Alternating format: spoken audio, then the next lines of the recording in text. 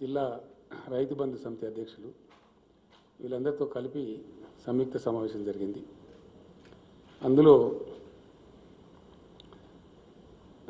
చాలా సుదీర్ఘమైన చర్చ తర్వాత రాష్ట్రంలో పండబోయేటువంటి యాసంగి వరి ధాన్యం మొత్తం కూడా పంజాబ్ తరహాలో కేంద్రం ప్రొక్యూర్మెంట్ చేయాలని చెప్పి కేంద్రాన్ని డిమాండ్ చేస్తూ యునానిమస్గా తీర్మానించడం జరిగింది. మొదటి దశలో రేపు మంత్రుల బృందం, పార్లమెంటు సభ్యుల బృందం ఢిల్లీకి వెళ్తున్నారు. కంబైన్డ్గా అక్కడ ఫుడ్ మినిస్టర్ గారిని కలిసి తెలంగాణ రైతుల పక్షాన మా వాళ్ళు అక్కడ డిమాండ్ చేస్తారు. మినిస్టర్ గారిని కలిసి వాళ్ళు తీసుకుంటారనే మేము ఆశిస్తూ ఉన్నాం. కేంద్రం ఇచ్చిన సూచన మేరకు ఇక్కడ మా వ్యవసాయ మంత్రి గారు చేసిన సూచనల మేరకు కూడా గత యాసంగిలో వాస్తవానికి 54-55 లక్షల ఎకరాలలో వరి పంట ఉంటే ఈసారి ఒక 20 లక్షలు తగ్గించగలిగినాం. అది 35 లక్షలకే వచ్చింది. ఈ 35 లక్షలలో కూడా మాకుండే సమాచారాన్ని బట్టి ఒక 3 లక్షలు సీడ్ కోసం ఉత్పత్తి చేశారు రైతులు. మరొక 2-2.5 లక్షలు ఇంచుమించుగా వాళ్ళ స్వంత భోజనం కోసం రైతులు వాడుకుంటారు. వాళ్ళ పంట వాళ్ళే తింటారు కాబట్టి వాడుకుంటారు. అంటే నెట్ 30 లక్షల ఎకరాలది వరి అమ్మాల్సినటువంటి అవసరం ఏర్పడుతుంది. చాలా తగ్గింది. గతంకి ఇప్పటికి పోలిస్తే ఇంచుమించు 25 లక్షల ఎకరాలలో పంట మార్పిడి కింద తగ్గించగలిగినాం. అయినప్పటికీ కొన్ని వందరు పొలాలు కొన్ని ఇతరత్ర ఉండి రైతులు పండిస్తారు కాబట్టి దీన్ని తీసుకోవాల్సిన బాధ్యత ప్రభుత్వం మీదనే ఉంటుంది. గతంలో కూడా నేను ఒకసారి చెప్పినా, మళ్ళా కూడా నేను చెప్తున్నాను.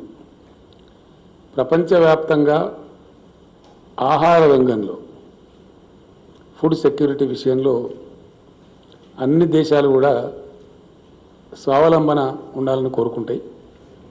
అందుకోసం భారతదేశంలో కూడా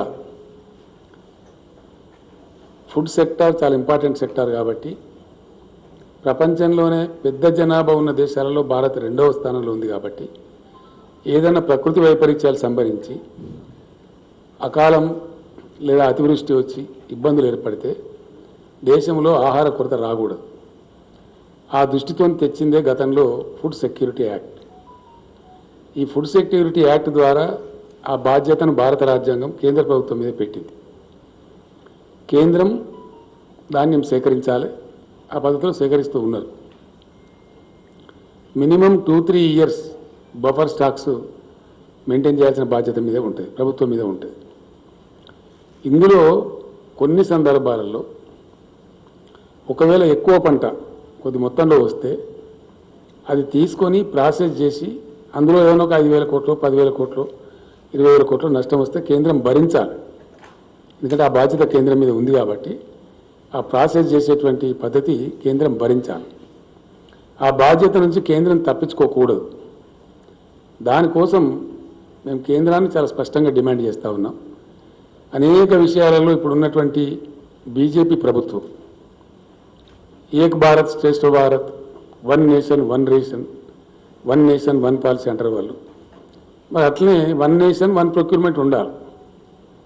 ఆహార ధాన్యాల సేకరణ విషయంలో దేశమంతటి కూడా ఒకే పాలసీ ఉండాలి అని మేము కేంద్రాన్ని డిమాండ్ చేస్తూ ఉన్నాం. అందులో పంజాబ్కు ఒక నీతి, గుజరాత్కు ఒక నీతి, తెలంగాణకు ఒక నీతి, ఇంకో రాష్ట్రానికి ఇంకో నీతి అనేది ఉండకూడదు.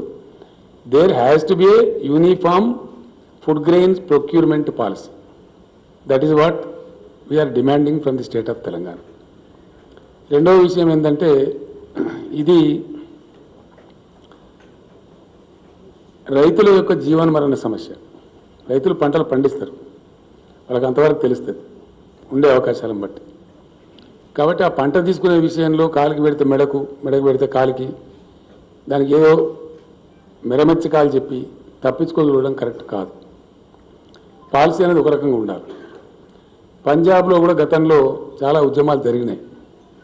ఆ రోజులలో చౌదరి చరణ్ సింగ్ గారు, దేవిలాల్ గారు, సుర్జిత్ సింగ్ బర్నాలా గారు, ఇంకా చాలామంది కర్ణాటక నుంచి ప్రొఫెసర్ నంజుండ స్వామి గారు, స్వామినాథన్ గారు తదితర పెద్దలందరూ కూడా చాలా పెద్ద ఎత్తున ఉద్యమాలు చేస్తే పంజాబ్, హర్యానా రాష్ట్రాల నుంచి 100% ప్రొక్యూర్మెంట్ చేస్తూ ఉన్నారు.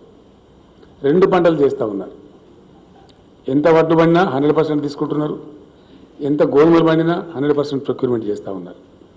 మేము డిమాండ్ చేస్తున్నది ఏంటంటే, మేము కొత్త రాష్ట్రంగా వచ్చిన తర్వాత చాలా కష్టపడి కేంద్రం యొక్క సహాయం లేకపోయినా మేము ఇరిగేషన్ ప్రాజెక్టులు కట్టుకొని నీళ్లు తెచ్చుకొని భూగర్భ జలాలు పెంచుకొని 24 గంటలు ఉచిత కరెంట్ ఇచ్చి సెస్ లేకుండా వాటర్ ఇచ్చి మంచి ఉత్పత్తులు సాధిస్తూ ఉన్నాం. తద్వారా రైతుల ముఖాలలో వెలుగు నిండుతూ ఉంది. ఆత్మహత్యలు తగ్గిపోయినాయి, వలసలు తగ్గిపోయినాయి, తెలంగాణ ప్రశాంతంగా ఉంది. ఈ ప్రశాంతతను ఇట్లా కంటిన్యూ చేయడానికి, రైతుల యొక్క ఆర్థిక పరిస్థితి మెరుగుపరచడానికి ఈ ధాన్యం సేకరణ విషయంలో, తెలంగాణ విషయంలో గతంలో కూడా కేంద్రం లేనిపోని ఇబ్బందులు పెట్టింది.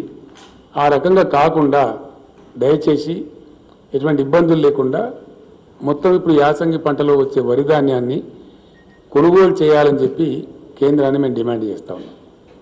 అది ఇక్కడ ఇంకోటి ఏంటంటే, కాలుకు పెడితే మెడకు, మెడకు పెడితే కాలుకు అన్నట్టు కొన్ని మాటలు వాళ్ళు మాట్లాడుతూ ఉన్నారు. అది సమంజసం కాదు. ఈరోజు కూడా ఇంతకుముందే ఢిల్లీలో ఏదో వచ్చినట్టుగా వార్త మాకు వచ్చింది. అది ఎంతవరకు నిజమో మాకు తెలియదు.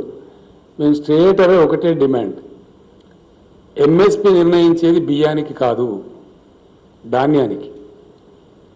మినిమం సపోర్ట్ ప్రైస్ అనేది వడ్లు కొనడానికి నిర్ణయిస్తుంది ప్రభుత్వం. ఎంఎస్పి ప్రకారమే పంజాబ్లో మొత్తం మీరు ప్రొక్యూర్ చేస్తున్నారు, దాని తర్వాత మిల్లింగ్ చేసుకుంటున్నారు. అదే పద్ధతిలో మా వడ్లు కూడా మొత్తం ఎంఎస్పి ద్వారా కొనండి. ఇక దాన్ని రైజ్ చేసుకుంటారా, బాయిల్ రైజ్ చేసుకుంటారా, భాగవతం ఆడించుకుంటారా, అది మీ బాధ్యత. మీకు ఎట్లా పడి ఉంటే అట్లా చేసుకోండి, మీకు ఏ అనుకూలమైతే అది చేసుకోండి. కానీ మీరు బాయిల్ రైస్ చేయాలి, మేము ఎందుకు ఇస్తామండి బాయిల్ రైస్? నాకు అర్థం కాదు, అది మాకేం సంబంధం? You take paddy and pay the MSP, that's all. It's very simple. As you are doing it in Punjab, nothing plus nothing minus. Punjab ఎడల ఏ నీతి అయితే అవలంబిస్తున్నారో అదే నీతి మా ఎడల అవలంబించమని కోరుతున్నాం. మేము దాన్ని బాయిల్ చేసి తీసుకుంటారా, మీరు ఇంకోటి చేసుకుంటారా, మీరు చేయించుకోండి, మాకు సంబంధం ఏంటి? అసలు మేము ఎందుకు చేయించాలి? What may be your consent? మా దగ్గర ధాన్యం తీసుకోండి ఎంఎస్పీకి, as you are taking in Punjab. దయచేసి ఇందులో ఇది రైతులకు సంబంధించిన సమస్య కాబట్టి, కొత్త రాష్ట్రం కాబట్టి మీ సహకారం లేకున్నా కానీ మేము ఇంత అభివృద్ధి సాధించినాం, ఇంత గొప్ప పని చేసినాం. కాబట్టి దీన్ని హర్షించి, దీన్ని గౌరవించి మీరు యథావిధిగా ధాన్యం తీసుకోవాలి, అందుకు తగిన ఉత్తర్వులు జారీ చేయాలని చెప్పి రేపు మా మినిస్టర్ల బృందం, పార్లమెంట్ సభ్యుల బృందం ముందుగా ఆహార శాఖ మంత్రి గారిని కలుస్తారు, మెమరాండం ఇస్తారు, రిక్వెస్ట్ చేస్తారు. వాళ్ళు సమ్మతిస్తే చాలా సంతోషం. సమ్మతించని పక్షంలో ఎంత పోరాటానికైనా సిద్ధం కావాలని ఈరోజు సమావేశం నిర్ణయించారు. ఈ పోరాటం ఏదో ఆషామాషిగా మాటలు, పేపర్ స్టేట్మెంట్లు అట్లా ఉండదు, యాక్షన్ ఓరియంటెడ్గా ఉంటుంది. డెఫినెట్గా యాక్షన్ ఓరియంటెడ్గా ఉంటుంది.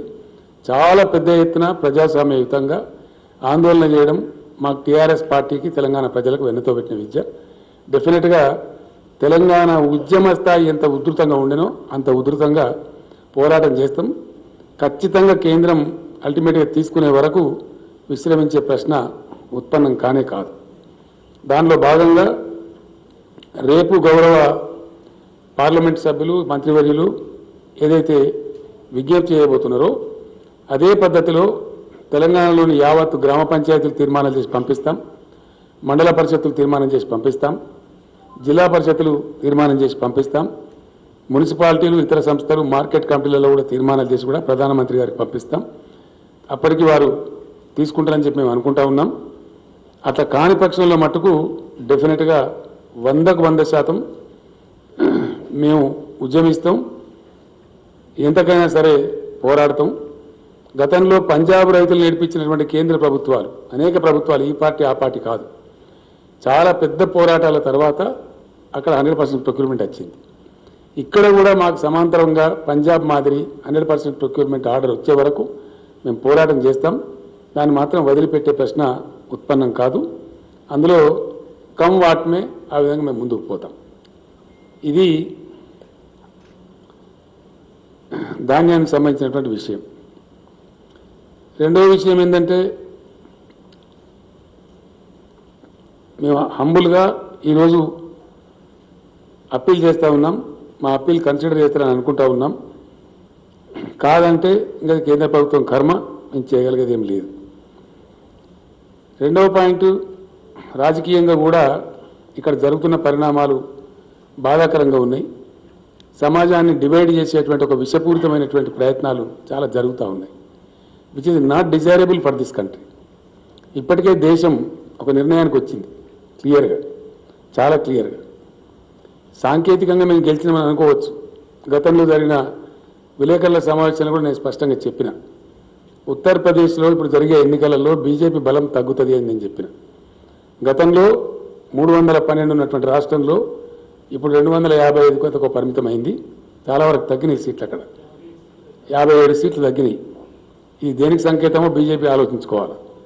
అట్లాగే ఉత్తరాఖండ్లో కూడా గతంలో 57 సీట్లు ఉంటే ఇప్పుడు 47 సీట్లకు పోయింది. అక్కడ కూడా పరిస్థితి దిగజారింది. పంజాబ్ నుంచి అయితే రైతుల ఆక్రోశం ఏ రూపంలో వెలువడిందో అక్కడికి తరిమి కొట్టేసినారు. ఈ రకంగా బీజేపీ పరిస్థితి దిగజారిపోతూ ఉంది. ఇది స్పష్టమైనటువంటి పరిస్థితి కనపడతా ఉంది. అదే పద్ధతులలో చాలా క్లియర్గా దేశం ఒక నిర్ణయానికి వచ్చింది.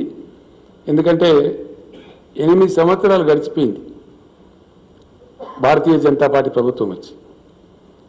ఏదైనా మంచి పని చేయాలంటే, దేశానికి ఏదైనా కొత్తగా ఏర్పాటు చేయాలంటే, నవీన పద్ధతిలో అద్భుతమైన ఆవిష్కరణలు జరగాలంటే 8 సంవత్సరాలు చాలా ఎక్కువ సమయం, ఆల్మోస్ట్ 80% టైం 2 టర్మ్స్లో. ఇంకా అయిపోయింది, వీళ్ళు ఏమి చెయ్యరనేది తెలిపోయింది. వీళ్ళు ఎందుకంటే ఒక్కటి కొత్త ప్రాజెక్టు కట్టలేదు ఈ దేశంలో, ఒక కొత్త ఫ్యాక్టరీ పెట్టలే. It's a hard fact. Now country is coming to a decision that this batch should go. ఈ దేశం బాగుపడాలంటే, కొత్తదనం రావాలంటే, దేశం అభివృద్ధి పదంలో ముందుకు పోవాలంటే ఈ ప్రభుత్వం పోవాలని ఒక నిర్ణయానికి వచ్చింది. ఆ రకంగా దేశంలో ఫలితాలు కూడా కనపడతా ఉన్నాయి. ఎందుకంటే వీళ్ళు చేసింది ఏమి లేదని తెలిసిపోయింది. నేను మొన్న అసెంబ్లీలో కూడా చెప్పడం జరిగింది, యూపీఏ గవర్నమెంట్ బాగలేదని తీసేసి బీజేపీ పార్టీకి అధికారం ఇస్తే అంతకన్నా అధ్వానమైన పరిస్థితులు ఇప్పుడు దాపరించినాయి. ఆ రోజు ఉన్నదానికంటే పరిస్థితులు అన్ని రంగాలలో దిగజారిపోయినాయి. ఒకటి రంగం, 2 రంగాలు కాదు. జీడిపి 8% గ్రోత్ ఉన్నటువంటిది ఆ రోజు యూపీఏలో ఇప్పుడు 9%కో 10%కో పోవాల్సింది 6% పడిపోయింది. అన్ఎంప్లాయ్మెంట్ రేటు అప్పుడు 5.2, 4.7 ఆ ప్రాంతంలో ఉంటే ఇప్పుడు 7.4కు పోయింది. డిసెంబర్ 2020కి అది 9.3కి పోయిందని చెప్పి రిపోర్ట్స్ చెప్తా ఉన్నాయి, కేంద్రం లెక్కలు చెప్తా ఉన్నాయి. అంటే నిరుద్యోగిత రేటు బాగా పెరిగిపోయింది. అట్లనే ఈ ప్రభుత్వం కూడా తన పనితనం చూపెట్టింది. ఎందుకంటే 2-3 విషయాలు మనకు స్పష్టంగా కనపడతాయి. మాకు ఇంతే వస్తుంది, మాకు ఇంతకన్నా ఎక్కువ రాదని వాళ్ళు బయట పెట్టుకున్నారు. ఈ 8 సంవత్సరాల పరిపాలనా కాలంలో ఇప్పుడు మేము చేయగలిగేది, మా ప్రతిభ గింతే, మా వ్యుత్పత్తి గింతే, మా సామర్థ్యం గింతే అనేది వాళ్ళు చెప్పుకున్నారు దేశానికి. వాళ్ళ ఆచరణ ద్వారానే బయటపడ్డది. ఎందుకంటే 8 సంవత్సరాలలో కొత్త ప్రాజెక్టు కడితే మనకు తెలుస్తుంది, మనందరికి కూడా కొత్త ఫ్యాక్టరీ పెట్టినా మనందరికి తెలుస్తుంది. ఎక్కడ లేదు. అది లేకపోగా ఉన్నాయని కూడా అమ్మేసే పరిస్థితి కూడా మనం చూస్తూ ఉన్నాం. ప్రభుత్వ రంగ సంస్థలన్నీ కూడా చాలా చౌకగా, కారు చౌకగా తమ దాబదారులకు కట్టబడుతున్నటువంటి మాట వస్తూ ఉంది. రెండోది ఏమైపోయింది, పాపులర్లీ ప్రజలకు 2 విషయాలు వచ్చినాయి కొత్త నినాదాలు. అయితే డిమానిటైజేషన్, లేకపోతే మానిటైజేషన్. అయితే డిమానిటైజేషన్ చేయాలా, లేకపోతే మానిటైజేషన్. గ్రామ పంచాయతీలు కూడా కుదవబెట్టుకోను అని చెప్పిన వీళ్ళు. మీ గ్రామాలు అభివృద్ధి చేసుకోవాలంటే గ్రామ పంచాయతీలు కూడా మానిటైజేషన్ చేసుకోండి. పంచాయతీరాజ్ అసెట్స్, ఊళ్ళలో ఉన్న ఆస్తులు కూడా మానిటైజ్ చేసుకోమన్నారు. ఆ విధంగా పోతా ఉంది. ఇంకో బాధాకరమైన అంశం ఏంటంటే, దేశంలో ఏం జరుగుతుంది అనేది పరిశీలించినప్పుడు ఇది మేధావులు, ముఖ్యంగా యువత ఆలోచించాల్సిన అవసరం ఉంది. నిన్న ఈరోజు చూస్తూ ఉన్నాం. ఇప్పుడు ఫేమస్ ఒక కథ, సోషల్ మీడియా ద్వారా నాటబడుతున్న విష ప్రచారం, అవాంఛనీయమైనటువంటి, అనారోగ్యమైనటువంటి, ఏ రకంగా కూడా ఆహ్వానించతగనటువంటి ఒక దుష్పరిణామాలు వస్తూ ఉన్నాయి. కాశ్మీర్ ఫైల్స్ ఇప్పుడు ఒక నినాదం. ఏదైనా ప్రోగ్రెసివ్ గవర్నమెంట్ ఉంటే irrigation files, industrial files, economic files, గా ఫైల్స్ ఉంటాయి. ఈ కాశ్మీర్ ఫైల్స్ ఏంటండి నాకు అర్థం కాదు. ఇదో దిక్కుమాలిన వ్యవహారం. ఎవరికి కావాలని కాశ్మీర్ ఫైల్స్ దాంతో వచ్చేది సచ్చేది. ఢిల్లీలో కాశ్మీర్ పండిట్లో చెప్తున్నారు, మాకు జరిగినటువంటి దీన్ని ఓట్ల రూపంలో సొమ్ము చేసుకున్న ఒక దుర్మార్గమైన ప్రక్రియ ఈ ప్రచారం. మాకు అసలు ఏం ఒక పైసా పనిచేయలేదు, మాకేం రిలీఫ్ రాలేదు, ఎటువంటి లాభం లేదు అని వాళ్ళు మొత్తుకుంటూ ఉన్నారు. ఇప్పుడు నా దగ్గర ఉన్నాయి, సోషల్ మీడియాలో తిరుగుతూ ఉన్నాయి అవన్నీ. సో ఈ రకమైనటువంటి దేశ విభజన, ప్రజల విభజన చేసి ఒక రకమైనటువంటి విద్వేషాన్ని రెచ్చగొట్టి ప్రయత్నాలు ఏవైతే జరుగుతున్నాయో అది కరెక్ట్ కాదు. తెలంగాణ సమాజానికి అసలు జీర్ణం కాదు. ఎందుకంటే మేము తెలంగాణ ఉద్యమం చేసినాం, చాలా ఉధృతంగా చేసినాం, దశాబ్దాల తరబడి చేసిన తెలంగాణ. మనం రెండవ దశ మలి దశలో చేసినప్పుడు 14-15 సంవత్సరాలు పోరాటం చేసినాం. మేము ఏం పిలిపించినామండి? సకల జనుల సమ్మె అన్నాం.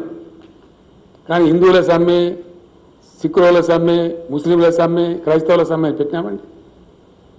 ఇంక్లూజివ్ ఒక అజిటేషన్ చేసిన, ఒక గ్రోత్ సాధించిన, ఒక ప్రగతి సాధించిన, it should be inclusive, it should be of the entire nation. ప్రభుత్వం గట్ల మాట్లాడాలి. కానీ దౌర్భాగ్యం ఏంటంటే బీజేపీ పాలిత రాష్ట్రాలలో, అనేక రాష్ట్రాలలో సెలవులు ఇచ్చి ప్రభుత్వ ఉద్యోగస్తులను కాశ్మీర్ ఫైల్ సినిమా చూడమని చెప్తున్నారు. ఎటు పోతుందండి దేశం? ఏం దిక్కుమాలిన ప్రచారం ఇది? ఇదేం విభజన రాజకీయం? దీని పర్యవసానం ఏంది? ఎక్కడ తీసుకెళ్తారు ఈ దేశాన్ని? అనేక దశాబ్దాల తరబడి అనేక ప్రభుత్వాలు కొనసాగించినటువంటి కృషి వల్ల ఒక వాతావరణం నిర్మాణం అయితే ఇలా భారతదేశంలో ఐటీ రంగంలో అది అంతర్జాతీయ స్థాయి విపిని. ఐటీ రంగం అనేది ఇండియా నుంచి దాదాపు 5 లక్షల కోట్ల పైచలకు సాఫ్ట్వేర్ ఎక్స్పోర్ట్ అవుతా ఉంది. బెంగళూరు, హైదరాబాద్, పూణే తదితర ఏరియాలను కలుపుకుంటే ఎక్కడికి పోతే రేపు పొద్దున ఇది? ఈ విభజన రాజకీయాలు పెట్టి, విద్వేషాలు పెట్టి సమాజాన్ని విచ్చలవిడి ప్రయత్నాలు చేస్తే ఏం జరుగుతుంది? రేపు పొద్దున వాతావరణ కాలుష్యం ఏర్పడితే ఎవరు దానికి బాధ్యతలు వహిస్తారు రేపు పొద్దున?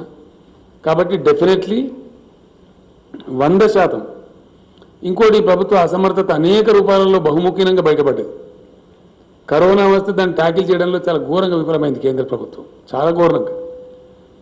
స్వాతంత్రానంతరం దేశ జనాభా కోట్లాది ప్రజలు పొట్ట చేత పట్టుకుని అన్నమా రామచంద్రాన్ని కూలి చేసుకునే ప్రజలను, కోట్ల మందిని నేషనల్ హైవేస్ మీద చిన్న చిన్న పిల్లా పాపలను సంకలేసుకొని 1000 కిలోమీటర్లు నడిపించిన ఘనత ఈ పార్టీ ప్రభుత్వానికి. So it was the biggest trauma faced by the polity of the nation. It's very tragic. చాలా దౌర్భాగ్యం దిక్కుదోచినటువంటి దాన్ని ఏదో మసిబూసి మారేడుగా చేసి దానికి ఏదో స్టోరీలు చెప్తారు. కనీసం రైళ్ళన్న వేయండి, ఎక్కడో అక్కడ వెళ్ళిపోతారంటే వాళ్ళ టికెట్ కూడా మీరు పెట్టుకోమని రాష్ట్ర ప్రభుత్వానికి తోసింది తప్ప వేయలే. బాధ్యత ఉన్నట్టు కనిపించదు ఎక్కడ కూడా. ఇటువంటి చర్యలు అద్భుతమైనటువంటి మనందరం కూడా గంగాజలం అని ఎంతో ప్రేమతోని ఎంతో పవిత్రంగా భావించే గంగానదిలో కూడా వందల వేల శవాలు తేలేటట్టు చేసినటువంటి ప్రభుత్వం ఈ ప్రభుత్వం. It's a fact. దీన్ని దాసలేరు. ఎన్ని ప్రయత్నాలు చేసినా, ఎన్ని మెరమెచ్చకాలు చెప్పినా, ఎన్ని ఉల్టా పాటలు మాట్లాడినా ఇవి దాసలేరు కదా. ఇవన్నీ వాస్తవాలు. ఇట్లా ఎంతవరకు వచ్చింది ఇది? నిన్నగాక మొన్న ఉక్రెయిన్ పరిణామాలు, రష్యా ఉక్రెయిన్ యుద్ధం. ఒక 20,000 మంది పిల్లలుంటే వాళ్ళని తేలే. ఎంబసీని షిఫ్ట్ చేసినారు నెల ముందు, కానీ పిల్లల్ని షిఫ్ట్ చేయలే, అలర్ట్ చేయలే. తద్వారా సంభవించినటువంటి ఘోరం, బాధ, చాలా పెద్ద మానసిక వ్యధ ఆ విద్యార్థుల తల్లిదండ్రులు అనుభవించారు. మొన్న మేము చెప్పినాం అసెంబ్లీలో, వాళ్ళ చదువులు పోవద్దు, మేము ముందుకు వస్తాం.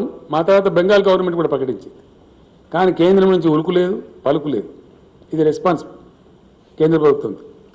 అంటే ఇట్లా ఏ రకంగా చూసినా మాకు ఎంతసేపు కాశ్మీర్ ఫైల్స్, విద్వేషాలు ప్రవేశపెట్టడం, సమాజాన్ని విడదీయడం మాకు ఇంతే సాధన అవుతుందని చెప్పగా చెప్తున్నారు. మాకు ఇక అభివృద్ధి లేదు, ప్రగతి లేదు, ప్రాజెక్టు లేదు, ఏమి లేదు, జీడిపి పెంచేది లేదు, దేశం యొక్క ఆర్థిక అభివృద్ధి లేదు, జస్ట్ నథింగ్. అన్ని ఇండెక్స్లలో చాలా భయంకరమైనటువంటి ఇండెక్స్. నిన్నగాక మొన్నటి అది వచ్చింది, హ్యాపీనెస్ ఇండెక్స్ అని. దానిలో 139వ ర్యాంక్ భారతదేశం. 149 దేశాల ర్యాంక్ తీస్తే అవర్ పొజిషన్ ఇది 139. మేము అంటే ఇంకో రకంగా ఉంటుంది. కానీ గొప్ప పరువు నష్టం కేసు ఏంటంటే మన పక్కన ఉన్న భూటాన్ కంటే తక్కువ ఉంటుందా మన పరిస్థితి? నేపాల్ కంటే తక్కువ ఉంటుందా? పాకిస్తాన్, బంగ్లాదేశ్, శ్రీలంక కంటే కూడా మన పరిస్థితి తక్కువ ఉంటుందా? స్పష్టంగా కనపడుతుంది. ఇవన్నీ ఇండెక్స్లు మేము చెప్తలేం. ఇంటర్నేషనల్ బెంచ్ మార్క్స్లో ఎప్పటి నుంచో దశాబ్దాల నుంచి వరల్డ్ బ్యాంక్ కావచ్చు, ఇంకోలు కావచ్చు చేస్తూ ఉన్నారు. యూత్ అన్ఎంప్లాయ్మెంట్ ఇండెక్స్లో లాస్ట్ బట్ 1 ర్యాంక్లో ఉన్నాం మనం. 20.84 ర్యాంక్లో ఉన్నది మనం. సిరియా కంటే కూడా అధ్వానమైన పరిస్థితిలో 23.01 ర్యాంక్. ఇంత ఘోరమైనటువంటి పరిస్థితి ప్రజాస్వామ్య విలువల పరిరక్షణలో కానీ, హ్యూమన్ డెవలప్మెంట్ ఇండెక్స్లో కానీ, హంగర్ ఇండెక్స్లో కానీ ఏ రకంగా చూసినా కూడా అన్నిట్లలో కూడా దేశం పురోగమనంలో ఉంది, తిరోగమనంలో లేదు. కాబట్టి రాజకీయంగా కూడా ఈరోజు మేము తీర్మానం చేసినాం, ఈ పార్టీ తీసుకొచ్చేటువంటి దుర్మార్గమైన విధానాలను, ఈ కశ్మీర్ ఫైల్స్ అనే ఫిలాసఫీని ఇదంతా కూడా తిప్పికొట్టాలి, ప్రజలను ఎప్పటికప్పుడు చైతన్యవంతం చేయాలి. అవసరమైతే బ్రహ్మాండమైనటువంటి పద్ధతులలో దీని వ్యతిరేక ఉద్యమాలు కూడా నిర్వహించాలని చెప్పి కూడా ఈరోజు అనుకున్నాం. డెఫినెట్గా ఒక తీర్మానం ఏంటంటే స్పష్టంగా ప్రజలకు చెప్పాల్సిన బాధ్యత మా మీద ఉంటుంది. కాబట్టి 100కు 100% మా వల్ల కాదు, మా వల్ల ఇదే అవుతుంది, మాతో ఇదే కాశ్మీర్ ఫైల్స్ లాంటి వ్యవహారమే అవుతుంది, ప్రతిసారి ఒకటి తీసుకొచ్చి పెడతాం. ఒకసారి కాశ్మీర్ ఫైల్స్, ఒకసారి అదేంది పుల్వామా, ఒకసారి గొల్వామా, ఇవి తప్ప ఓ ప్రాజెక్టు, ఓ నది, ఓ కరెంటు, ఓ 10,000 కోట్లతో ఒక ఉద్యోగము, ఒక పరిశ్రమను, భారీ పరిశ్రమ ఏమి లేదు. ఆ ప్రసక్తే లేదు, ఆ ముచ్చటనే లేదు. ఒక్క మాట కూడా కంప్లీట్ వాగ్దాన భంగం, కంప్లీట్. వాళ్ళు చెప్పింది ఏ ఒక్క వాగ్దానం కూడా నెరవేరలేదు. అంతా చునావుకా జుమ్లా, పక్కా చునావీ జుమ్లా. ఏ ఒక్కటి కూడా 2 కోట్ల ఉద్యోగం ఇస్తామన్నారు, లేదు. 15 లక్షల ఖాళీలను ఇప్పుడు దేశంలో, అవి నింపాలి. మేము డిమాండ్ చేస్తా ఉన్నాం కేంద్ర ప్రభుత్వాన్ని. వాటి మీద కూడా మేము ధర్నాలు చేస్తాం. అదేవిధంగా అనేక ఇష్యూలు తెలంగాణ నుంచి, ధాన్యం కానీ అయిపోదు. ఈరోజు సభలో చాలా చర్చ జరిగింది. మాది ప్రత్యేకమైన పరిస్థితి, ఎందుకంటే రిజర్వేషన్ల వ్యవహారం ఉంది దేశంలో, బాధ్యతను చెప్పవలసి వస్తుంది. రిజర్వేషన్ల వ్యవహారంలో యాక్చువల్లీ 50% కన్నా ఎక్కువ ఉండద్దు అని రాజ్యాంగం లెక్క లేదు. కానీ సుప్రీంకోర్టు ఒక జడ్జిమెంట్ ఇచ్చింది. ఆ జడ్జిమెంటు పూర్తి స్థాయిలో ఇంప్లిమెంట్ అవుతుందా దేశంలో? అయితే లేదు. తమిళనాడులో 69% ఇస్తారు, ఇంకో రాష్ట్రంలో ఇంకో % ఇస్తారు, మన దగ్గర 50% దాటద్దు అంటారు. నేను అడిగినాం, ప్రధానమంత్రి కూడా మేము అడిగినాం ఎక్కడ పద్ధతి అని చెప్పి. సుప్రీంకోర్టు ఇచ్చిన జడ్జిమెంట్లో వాళ్ళకు వెసులుబాటు ఇచ్చారు. ఏదైనా ప్రాంతంలో, దేశంలో, ఏదైనా రాష్ట్రంలో ప్రత్యేక పరిస్థితి సంభవిస్తే అప్పుడు ప్రభుత్వాలు పెంచుకోవచ్చు, 50% అధిగమించవచ్చు అని చెప్పారు. దాన్ని మొత్తం మేము కంప్లీట్గా కమిషన్ ఏర్పాటు చేసి రిపోర్ట్ తెప్పించి అధ్యయనం చేసి సమగ్రంగా పంపించినాం. శాసనసభ ఏకగ్రీవ తీర్మానం చేసి పంపించినాం. గిరిజన రిజర్వేషన్లు మేము ఆంధ్రప్రదేశ్లో ఉన్నప్పుడు పల్చబడ్డాం, మేము 6%గానే పరిగణించబడ్డాం. ఇవాళ మా పర్సెంటేజ్ పెరిగిపోయింది తెలంగాణ సెపరేట్ స్టేట్ కావడం వల్ల. కాబట్టి దాన్ని 10% పెట్టుకుంటామని చెప్పి పంపించినాం. ఈ రోజు వరకు కూడా దాని మీద ఉలుకు లేదు, పలుకు లేదు, ఏదో కాగితం రాసి తప్పించుకునేటువంటి పరిస్థితి, ఇట్లా ఉన్నటువంటి పరిస్థితి. అట్లనే అనేక విషయాలలో ఎస్సీ వర్గీకరణ మా రాష్ట్రంలో పెద్ద ఉద్యమాలు జరిగినాయి. మా శాసనసభ ఇక్కడి నుంచి యునానిమస్గా, అక్కడ 2 కులాలు ఉన్నప్పటికీ మేము అందరినీ కన్విన్స్ చేసి యునానిమస్ తీర్మానం చేసి పంపించినాం. ఎవరికి వచ్చే పర్సెంటేజ్ వాళ్ళకి వస్తుంది, వాళ్ళకి జనాభాను బట్టి ఎందుకు పెండింగ్ పెట్టాలి, ప్రజలు కోరుతున్నారని చెప్పి పంపిస్తే దాని మీద కూడా ఈరోజు వరకు అతిగతి లేనటువంటి పరిస్థితి. అట్లనే బీసీల కులగణన చేయమని అడిగినాం. ఎవరికి ఏమి నష్టం ఉన్నదండి? ఎవరు ఎంతమంది ఉన్నదో తెలిస్తే వాళ్ళ పని వాళ్ళు చేసుకుంటారు, దానిలో ఇబ్బంది ఏమున్నది?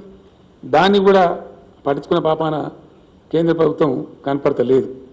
ఈ విధంగా ఊరికే మాటలు, ఒక రకమైనటువంటి భేదభావాలు సృష్టించి, ఉద్వేగాలు రెచ్చగొట్టి, విద్వేషాలు రెచ్చగొట్టి, ప్రజలను ఒక రకమైనటువంటి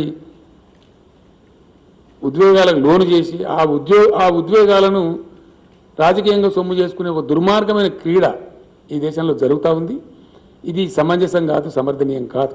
ఏ రకంగా కూడా ప్రోగ్రెసివ్ థింకర్స్ ఆలోచించే విధానం కాదు, ఆలోచించే పద్ధతి కాదు. దీనివల్ల దేశ ప్రగతి కుంటుపడుతుంది తప్ప ఇంకా ఈ ప్రభుత్వం కొనసాగినట్టయితే 100% దేశం చాలా భయంకరమైన పరిణామాలు ఎదుర్కొంటుంది, చాలా పెద్ద నష్టానికి గురవుతుంది. కాబట్టి this government should go. Yes, we have to pack up this government back to home. ఒక ప్రగతిశీల విధానంలో పనిచేసే ప్రభుత్వం రావాల్సిన అక్కడే ఉంటుంది. అందుకోసం కూడా తప్పకుండా మేము మా ప్రయత్నాలు మేము చేయాలని చెప్పి కూడా ఈరోజు నిర్ణయం చేసుకున్నాం. ఆ రకంగా విపరీతమైనటువంటి బ్యాంక్ స్కామ్స్ జరుగుతూ ఉన్నాయి. బ్యాంకుల రుణాలను కూడా ఎన్పిఏలు అని పేరు పెట్టడం కొత్త ఫ్యాషన్ మొదలైంది ప్రీ గవర్నమెంట్ వచ్చినాకని. అంతకుముందు ఏదో మామూలుగా ఉండేది, రేరెస్ట్ ఆఫ్ ద రేర్ ఉండేది. ఇది ఇప్పుడు ఒక తరవా అయిపోయింది. రైట్ ఆఫ్ చేసిన మొత్తం 11 లక్షల కోట్లు.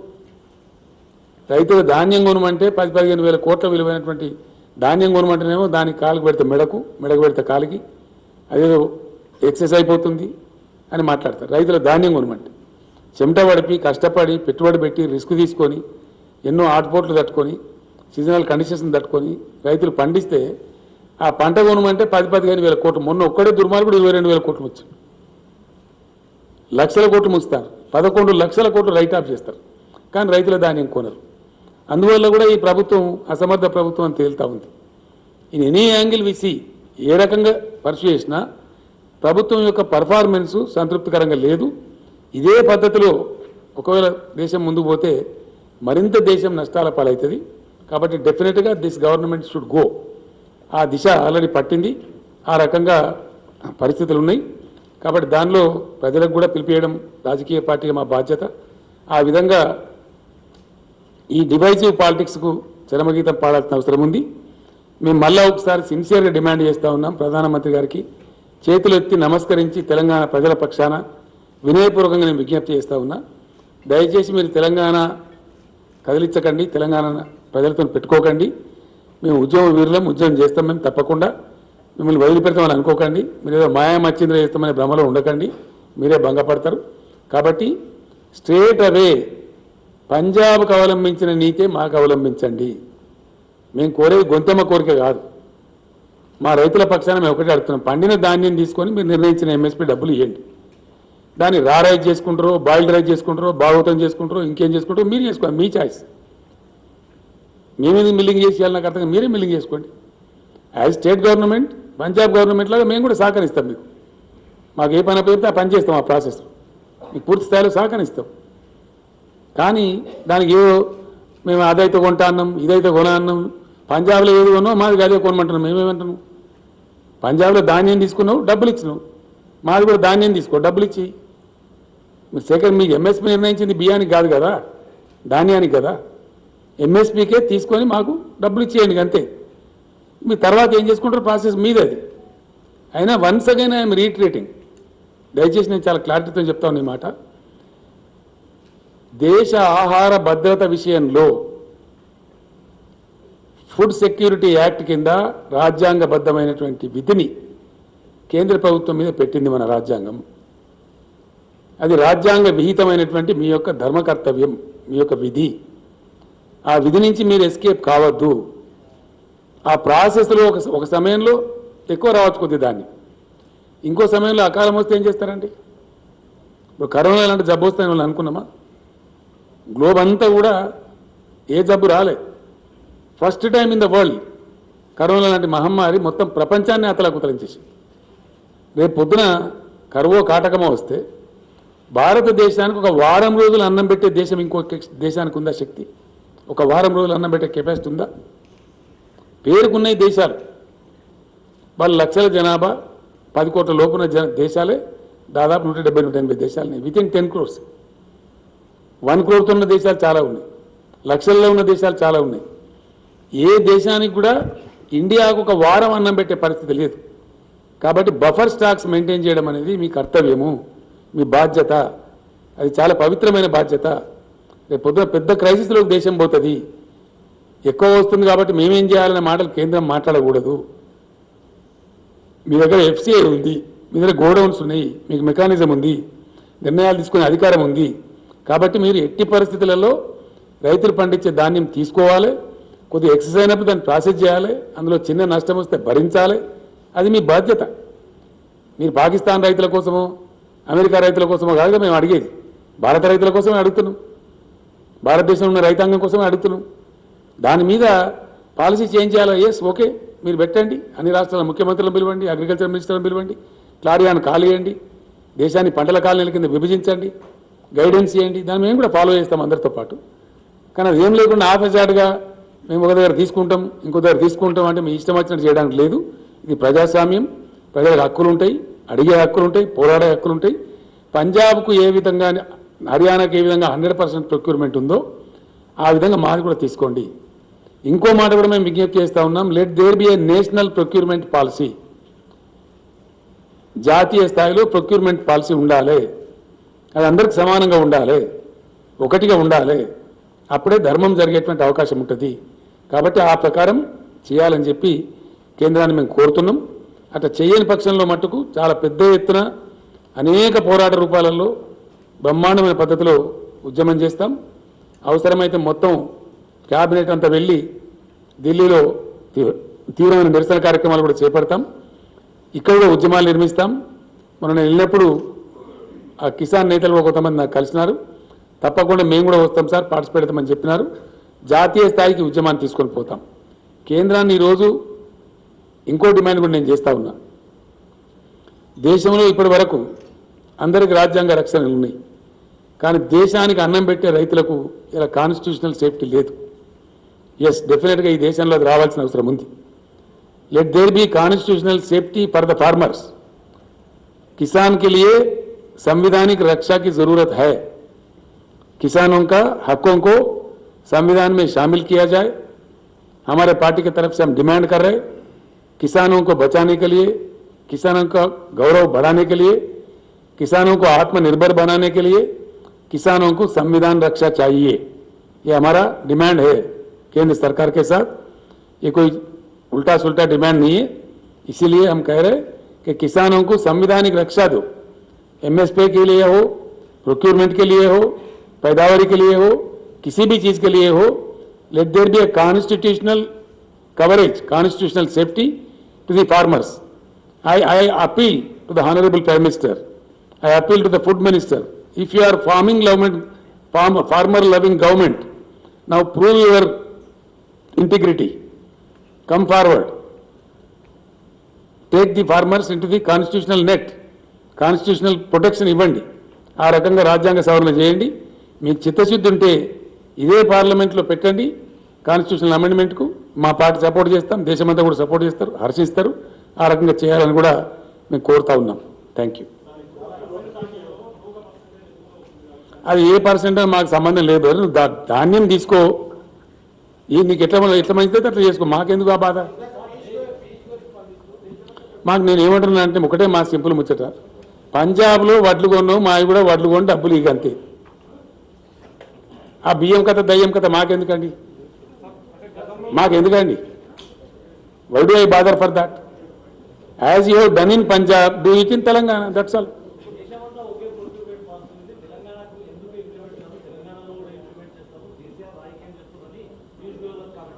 నేను ఏమంటున్నా అంటే వడ్లు వండిన పోయి కొనమంటే కొనక సపరేట్ గిరంత ఏంది ఆయన అర్థం కాదు.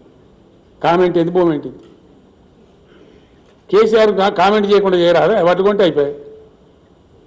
చక్కగా మాట చెప్పరాదు. అరే యాసంగిలో పండే ధాన్యం అంతా కొంటామని చెప్పి నేను పోయి పూల బొకే బ్రహ్మాండంగా ఇచ్చి ఆయనకు దండ వేసి దండం పెట్టి వస్తా, కడప తల పెట్టమంటే కూడా పెడతా. ఈ కదా ఇవన్నీ మెరమెచ్చకాలి ఎందుకే, సింపుల్ మాట.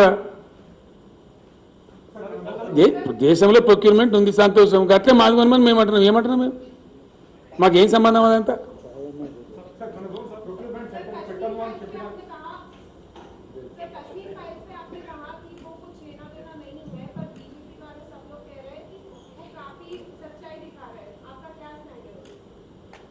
मैं समझा नहीं आपका क्वेश्चन को. बीजेपी वाले और सारे बीजेपी पार्टी, चाहे वो सेंट्रल गवर्नमेंट हो या फिर स्टेट में बीजेपी हो, वो सारे लोग कश्मीर फाइल्स मूवी को सपोर्ट कर रहे हैं. आपने कहा उसका कोई हम भी सपोर्ट कर रहे हैं, हम उसको उल्टा नहीं बोल रहे. बात यह है कि कुछ करो उनके लिए ना, वो कश्मीर पंडिट्स के लिए जो दिल्ली में पड़े हुए हैं. खाली मीठी मीठी बातें क्यों बोलते हो? What is your priority? Hindu धर्म को बेच के आप वोट कमाने का चक्कर चला रहे हो, इसी को हम काट रहे हैं. हम क्या चीज काट रहे हैं? कहीं फाइल्स हो तो क्या फाइल्स आना चाहिए? ट्राइबल के फाइल्स के बारे में सोचो, इरिगेशन फाइल्स के बारे में सोचो, इकोनॉमिक फाइल्स के बारे में सोचो, जीडीपी के फाइल्स के बारे में सोचो, देश के आर्थिक उन्नति के लिए सोचो। वो फाइल्स के लिए नहीं है। खाली धर्म के नाम पे राजनीति चलना ये कहां तक सही है? तो आप कह रहे हैं कि बीजेपी इसको कम्युनलाइज करना चाहती 100% कर रहे, बिल्कुल वो कह रहे। इससे बढ़कर हमसे कुछ होता ही नहीं है बोल रहे। इसमें शर्माने क्या बात है, छुपाने क्या बात है? वो तो खुलेआम कह रहे। हमारे पास यही कश्मीर फाइल्स होता, पुलवामा होता, पाकिस्तान होता, हम किसी को राक्षस बताते, इसके नाम पे तुम वोट दो, यही तो कह रहे हैं ना वो लोग सुबह शाम। जो देश के हित में अच्छा नहीं है, इसमें क्या गलती है?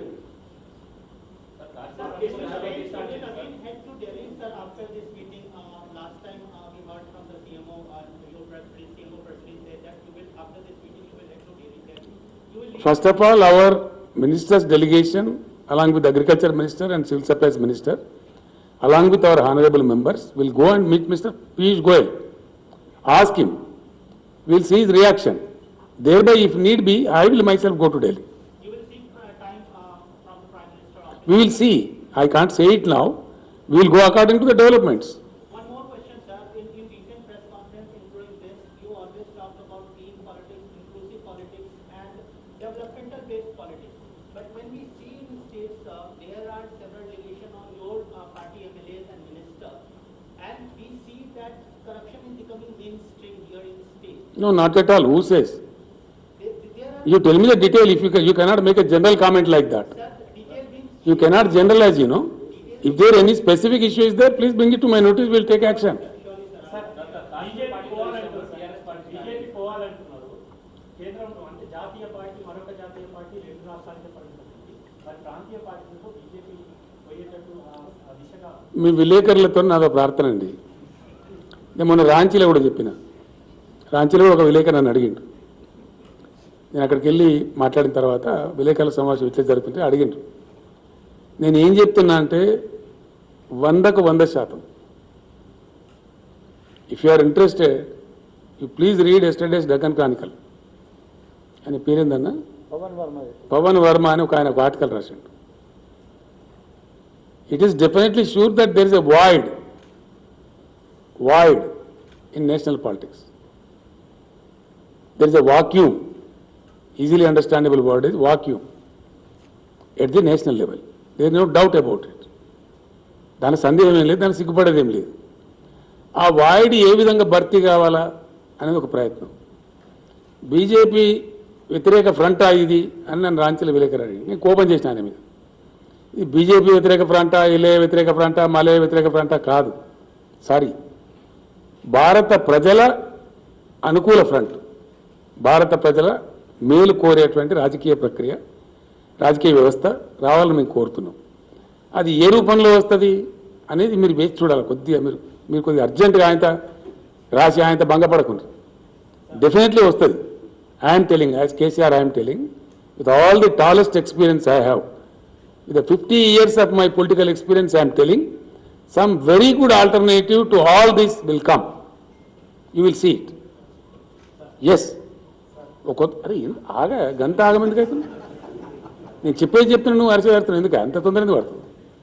అద్భుతమైనటువంటి పద్ధతిలో కొత్త జాతీయ పార్టీ రావచ్చు కదా, రావడదా? ఏమైనా టేకదారులు ఉన్నారా? There is a scope. So what comes let us see. ఇప్పుడు ఏం please hear me. Now the process has begun. What is happening in India? There were hopes about the UPA government. They fail in delivering. Thereby the people got upset and replaced UPA by BJP, hoping that Mr Modi will deliver. Mr Modi has utterly failed and it is clear by now that we cannot deliver more than this. They made it.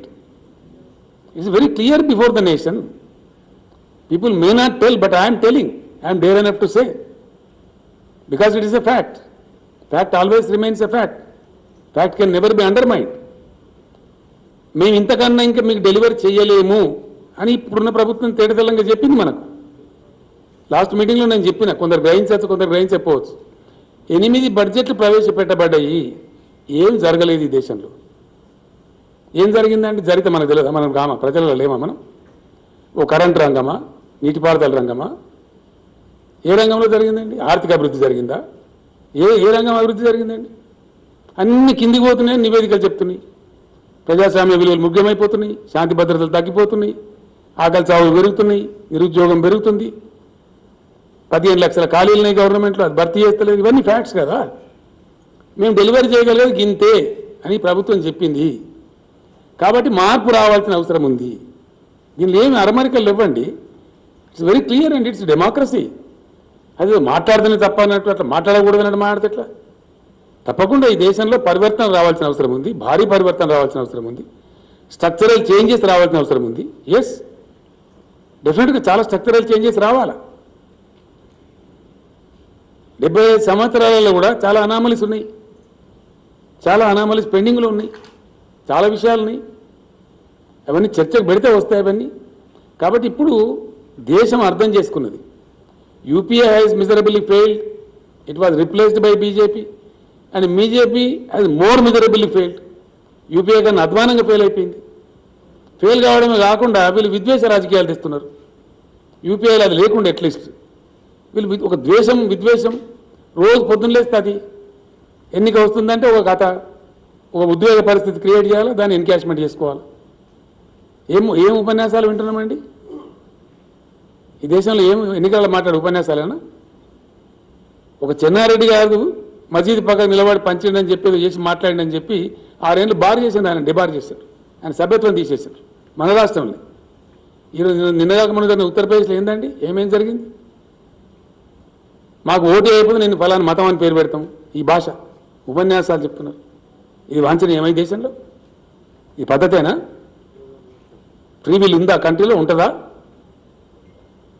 ఇదే పద్ధతి కొనసాగచ్చునా? It's not correct, not at all correct. చాలా దుర్మార్గపూరితమైనటువంటి ప్రచారాలు జరుగుతున్నాయి. అది ఎంతవరకు మంచిదండి? దేశాన్ని ఎక్కడ తీసుకుపోతుంది? ఎవరు మేలు కోరుతుంది నాకు అర్థం కాదు. ఎవరు మంచి జరుగుతుంది? మీ విలేకరులు మాత్రం వాంఛిస్తుండ్రా ఈ పరిస్థితిలో ఉండాలని? హైదరాబాద్ ప్రశాంతంగా ఉండన్నా విద్వేషాలు రావన్నా? హైదరాబాద్లో పిల్లలకు ఉద్యోగ అవకాశాలు పెరగన్నా, ఉన్న ఉద్యోగాలు ఊడిపోవన్నా? హైదరాబాద్ పెట్టుబడులు వచ్చేది బంద్ కావన్నా, పెట్టుబడులు పడదా పెరగన్నా? Come on decide. That is what we are demanding. China నుంచి అనేక పరిశ్రమలు పోతున్నాయి, ఎందుకు వస్తలేవండి భారతదేశం? ఎందుకు ఆకర్షించలేకపోతున్నాం? What is the reason? లక్షల కోట్ల పెట్టుబడులు తల్లిపోతా ఉన్నాయి చైనా నుంచి. Why India not able to attract? Who will answer this? ఇట్లా 1,00,000 ఉన్నాయి. నేనేమంటున్నా అంటే విలేకరు సోదరులతో ఒకటే మాట, డెఫినెట్లీ నేను మీకు చెప్పిన చాలా స్పష్టంగా ఇప్పుడు కూడా చెప్తున్నా, మాకు నీతి నిజాయితీ ఉందండి, ధైర్యం ఉంది, ఏం చెప్పినా స్పష్టంగా చెప్తాం, అరమరికలు ఉండయి, అట్లాంటి అవసరం లేదు. 100కు 100% నేను కీలక భూమిక పోషిస్తా అని చెప్పిన. జాతీయ రాజకీయాలలో బహుముఖీన పరివర్తన, స్ట్రక్చరల్ చేంజెస్తో కూడినటువంటి, మీరు రాసుకోవచ్చు, బేసిక్ స్ట్రక్చరల్ చేంజెస్తో కూడినటువంటి పరివర్తన రావాల్సిన आवश्यकता ఉంది. मैं हिंदी में भी बोलूंगा हमारे हिंदी मित्रों के लिए कि इस देश में भारी परिवर्तन आने की बहुत ही जरूरत है, इसलिए कि यूपीए सरकार से निराश होकर हम जिस ढंग से बीजेपी को जिताए हैं, उन्होंने बता चुका है उनका रंग, उनका डिलीवरी क्या है, उनका कैपेसिटी क्या है, ये देश के सामने आ चुका है.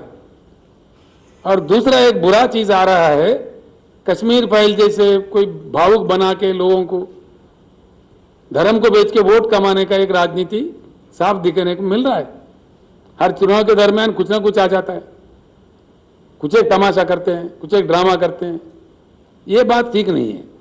और दूसरा बात यह है कि भाजपा सरकार के 8 साल का सरकार में किस चीज में देश की उन्नति हुई है? किस चीज में? कोई एक चीज बताते मुझे. सारे इंडेक्स देखिए, केंद्र सरकार के आंकड़े देखिए. हम ये बात छुपा के थोड़ी बोल रहे हैं. ये बात सही है कि हमारा बहुत अच्छा तरक्की हुआ, विकास हुआ तेलंगाना में. देश के विकास नहीं होने की वजह से हम भी मारे गए, तेलंगाना भी मारा गया. मैंने असेंबली में भी कह दिया ये बात कि 11.5 लाख का हमारा जीएसडीपी है. हमारे बराबर का भी अगर केंद्र का परफॉर्मेंस रहता तो हमारा जीएसडीपी 14.5 लाख करोड़ होना चाहिए था। 3 लाख करोड़ का नष्ट हुआ केंद्र के नाकामी से, केंद्र के नॉन परफॉर्मेंस से। Yes, I am telling this as a chief minister, as an authority. It's a fact. దేశం నష్టపోతా ఉంది, మేము నష్టపోయినాం. కాబట్టి మార్పు రావాలి, పరివర్తన జరగాలి, తప్పకుండా ప్రయత్నం జరగాలని కోరుతా ఉన్నాం. ఆ ప్రయత్నం ఏంది? ఆ ప్రయత్నంలో కేసీఆర్ అద్భుతమైన పాత్ర పోషిస్తాడు, అందులో ఎవరికి అనుమానమే అవసరం లేదు. కొంతమంది పాపం వాళ్ళోళ్ళు వీళ్ళోళ్ళు నియాల కొన్ని ఏంటి అవి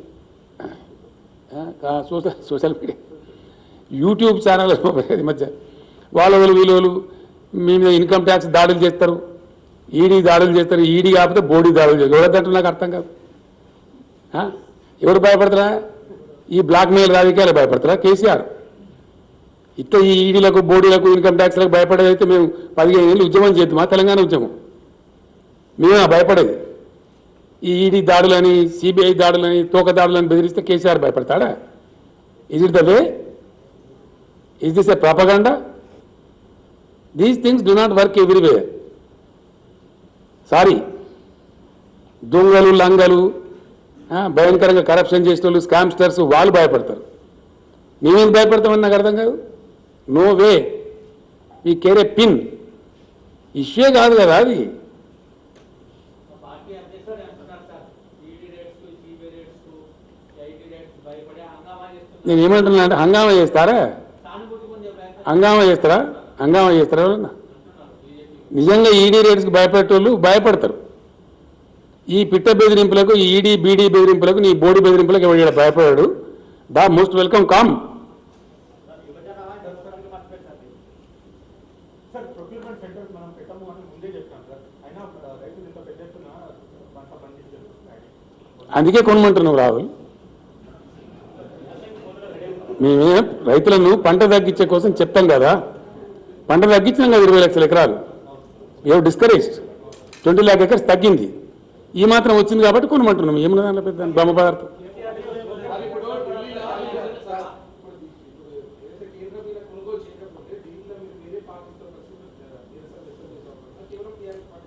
మేము ఏం చేయాలో ఇప్పుడు మీకు చెప్తామండి. అన్ని చెప్పినా కానీ రాష్ట్రం ఏముంది? ఏమేం చేయాలో చేస్తాము. ఇండియా గేట్ దగ్గర కొంచెం వైపు వస్తాం. వడ్లు కూడా పోయామా? డెఫినెట్గా పోస్తాం. Yes please.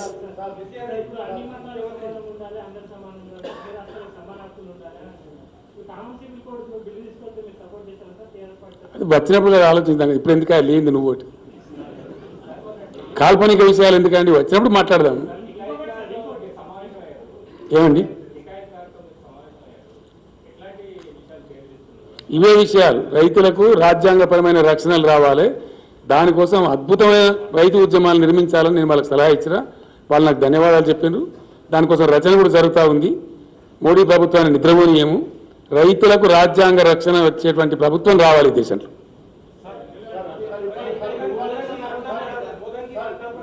एक मिनट बैठे रहो. किसमें भाई? यही तो है ना तमाशा. शिवाजी महाराज को लाओ, कहीं कोई महाराज को लाओ, बिठाओ, परमिशन मत लो. म्युनिसिपालिटी का क्या गुंडागिरी है? नहीं, क्या गुंडागिरी है क्या? नहीं, गुंडागिरी करना चाहिए क्या? कहीं कोई चीज लाओ, रखो, खड़ा करो, हंगामा करो, ये तमाशा है क्या? कौन मना करता है शिवाजी महाराज के? कौन रिस्पेक्ट नहीं करता इस देश में? सबसे ज्यादा आदर हम करते हैं. क्यों नहीं करेंगे? बाज़ाब्ता लो, परमिशन लेकर रखो.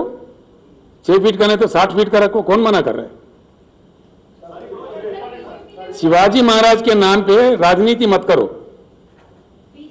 शिवाजी अगर रहता तो खुदकुशी कर लेता इस पे. हम यही बोल रहे हैं कि शिवाजी महाराज, ये महाराज, वो महाराज का नाम लेके राजनीति क्यों करते हो? दम है तो there are much deeper issues which are of most public importance, public concern. देश में गरीबी है, उसके बारे में बात करो. देश का बेरोजगारी के बारे में बात करो. देश का जीडीपी मारा गया है, उसके लिए बात करो.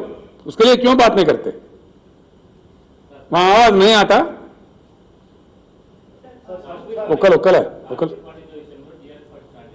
వాళ్ళకు పూర్తి స్థాయిలో న్యాయం చేయాలి. కేంద్రం శుష్కప్రియాలు శూన్యాస్తాలతో వాళ్ళ మీద సినిమా చూపించి రాజకీయ సొమ్ము చేసుకుంటుంది తప్ప వాళ్ళకి న్యాయం చేస్తలేదు. నేనంటే వీళ్ళు కాశ్మీర్ పండితులు అంటుండ్రు. నిన్న ఇవాళ స్టేట్మెంట్లు ఇచ్చిన టీవీలకు వాళ్ళు. బీబీసీ టెలికాస్ట్ చేసింది. It's all political drama played by BJP for 24 elections అని స్పష్టంగా కాశ్మీర్ పండిట్లు వాళ్ళ క్యాంపులో చెప్పింది. మీ వీడియో కావాలన్నా చూపెట్టన్నా, ఒప్పుకుందా?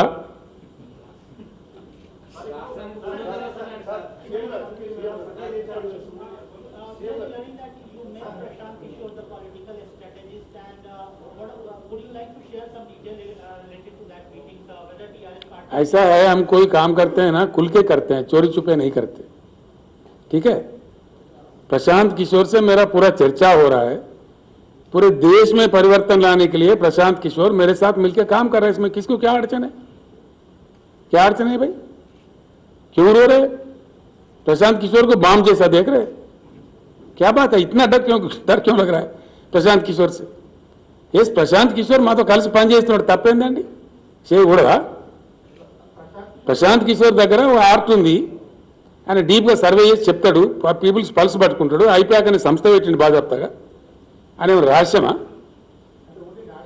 మళ్ళీ ఎట్లంటే నేను ఏమంటున్నా అంటే ఆయన ఏమైనా రహస్యమా? హరే రామచంద్ర, నేను చెప్పనియో కదా, నువ్వు తొందర ఎందుకు కొడుతున్నా? అంత ఆగమాగమాగమా ఎందుకు? ప్రశాంత్ కిషోర్ని అతను కలిసి పనిచేసినప్పుడు దేశం గురించి పనిచేస్తాడు, తెలంగాణ గురించి పనిచేయడా? ఇదే మామాయకత్వమే. మొత్తం కలిసి పనిచేస్తాం కదా, అంత కంబైన్. తెలంగాణ దేశం నుంచి వేరే ఉన్నదా? ఎంటైర్ దేశం గురించి ఆలోచన చేసినప్పుడు దానిలో తెలంగాణ కూడా అంతర్భాగం ఉంటుంది కదా ఆటోమేటిక్గా. किसको? उसका अपमान कर रहे हैं आप ये भी बोल सकते हैं ना 3000 करोड़ दिया. प्रशांत किशोर का रेट गंवा रहे हैं आप अननेसेसरली. 300 बोलकर उनका इज्जत खराब कर रहे हैं आप. क्या बात है भाई? एक बात आपके फायदे के लिए बोल रहा हूं, it is for your benefit I am telling, and for benefit of all the friends also.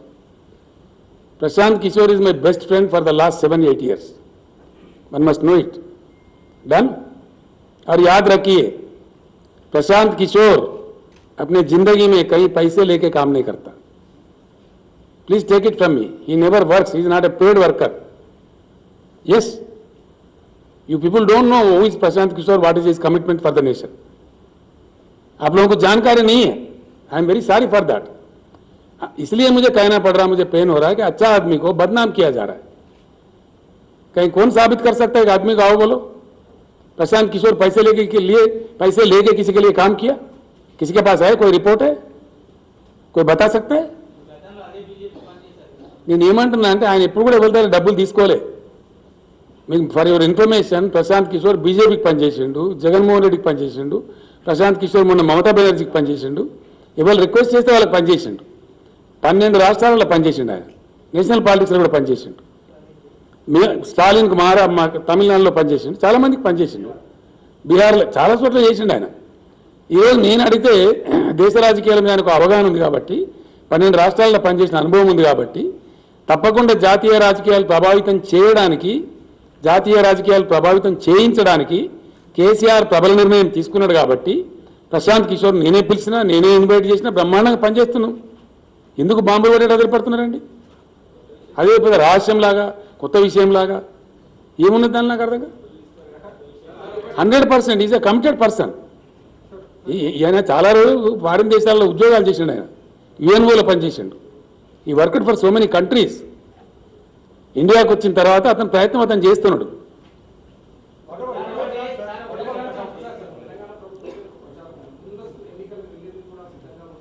నేను ఏమంటున్నా అంటే, మేము స్పష్టంగా ఉంటాం, అస్పష్టంగా ఉండం. 600 ముందస్తు ఎన్నికలకు వెళ్ళే ప్రశ్న లేదని మొన్ననే చెప్పిన నేను, మళ్ళీ ఇప్పుడు కూడా చెప్తున్నా. పోయినసారి నేను అసెంబ్లీని డిజాల్వ్ చేసిపోయినా, అది కూడా చెప్తున్నా. Yes, there was a need at that time. ఎందుకు? మేము ప్రారంభించిన పథకాలు, మేము ప్రారంభించిన ప్రాజెక్టులు మళ్ళా మేమే ఉండి పూర్తి చేయాల్సిన అవసరం ఉండే కాబట్టి, మళ్ళీ టీఆర్ఎస్ గవర్నమెంట్ ఖచ్చితంగా రావాల్సిన అవసరం ఉండే కాబట్టి, కరెక్ట్ టైంలో నేను ఇంటెలిజెంట్గా డెసిషన్ తీసుకొని I came back with 88 seats, right? ఇప్పుడు ఆ అవసరమే లేదు, అన్ని పరిపూర్ణంగా కంప్లీట్ అవుతున్నాయి. ఇప్పుడు పాలమూరు ఎత్తిపోతల పథకం కంప్లీట్ కావాలి, సీతారామ పథకం కంప్లీట్ కావాలి, మేము పెట్టిన లిఫ్ట్ ఇరిగేషన్ స్కీములు కంప్లీట్ కావాలి, తెలంగాణ ఇంకా ధాన్యం ఎక్కువ పండించాలి, తెలంగాణకు ఇంకా ఐటీ పెట్టుబడులు ఎక్కువ రావాలి, ఇంకా పరిశ్రమల పెట్టుబడులు రావాలి. ఆ ప్రయత్నాలు మా టర్మ్ ఎండ్ దాకా కూడా ఇప్పుడు కొనసాగిస్తాం, మధ్యలో భంగం చెయ్యం. రైట్? ఎవరైనా ఆసుకుంటే అట్లా అనుకుంటే పాపం తెలియక తెలిసి తెలియలేక అనుకుంటే మేము చేయలేము. ఆ మాట్లాడేటోళ్ళు కూడా ఎందుకు కొరగాని వాళ్ళు ఇక్కడ ఏ రకం కూడా ఏమి స్థాయి లేని వాళ్ళు, వాళ్ళకి ఇక్కడ పాత్ర లేదు, మను లేదు, నెత్తి లేదు, కత్తి లేదు, ఊరికే ఏదో అరుస్తూ ఉంటారు బదాల మీద. దాన్ని మేము పడుచుకోన్నా ఎవడో ఏదో కలగని చెప్పుకుంటారు. ఎల్లుండి ఎలక్షన్ అయితే తయారుగా అవుతుంది, అట్లా అవుతుందా? నాకు అర్థం కాదు.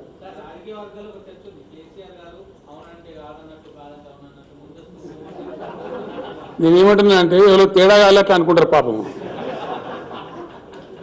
ఆలోచన తక్కువ ఉన్న వాళ్ళు, అవగాహన తక్కువ ఉన్న వాళ్ళు అట్లా అనుకుంటారు. అంతే కదా. కేసీఆర్ ఎప్పుడు మోసం చేయడు కదా. కేసీఆర్ ఏం చెప్తారో అదే చేస్తాడు. డెఫినెట్గా ఏం చెప్పినామో అదే చేసినాం, ఇప్పుడు కూడా ఏం చెప్పినామో అదే చేస్తాం. ఏందండి? రిపోర్ట్ కాదండి, ఒక సెంటర్ స్ప్రెడ్ ఐటమ్.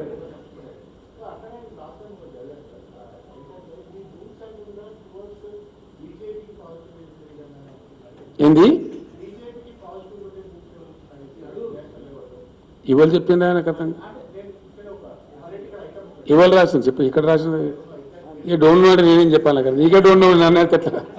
నీకు డోంట్ నో నన్ను అడితే అవా క్వశ్చన్ చెప్పండి.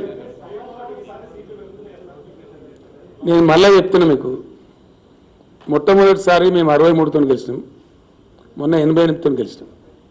రైట్? ఈసారి మేము 95 నుంచి 105 మధ్య ఉంటుంది మా సీట్ల సంఖ్య.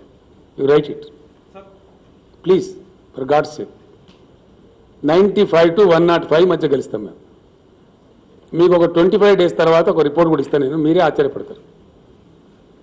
ఎస్, ఒక ఈ మధ్య వినండి, మీరు అడిగి పూర్తిగా చెప్పాలి కదా. Our seats are going to be 95 to 105 మధ్య ఉంటాయి. నిన్ననే నాకు లేటెస్ట్ రిపోర్ట్ వచ్చింది. 3 డిఫరెంట్ సంస్థలు చేసిన సర్వే. వాళ్ళు 30 సీట్లు సర్వే చేశారు. 29 మేము గెలుస్తున్నట్టు 0.3%తోని ఒక సీట్ పోతున్నట్టు వచ్చింది. జస్ట్ 0.3, 1%. అంటే ఏందని అర్థం? 30లో ఒక సీటు పోతే 120లో 4 పోతాయని అర్థం. 30కి ఒకటంటే that is going to the result, take it from మీ.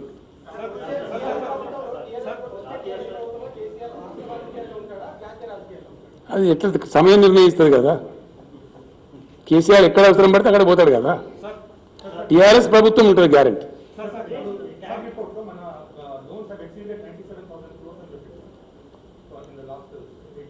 ఏ కాగా నాకు అర్థం, నీ సపరేట్ కాగేమని ఉందా? We're much below the allowed 25%. I made it very clear in the state assembly.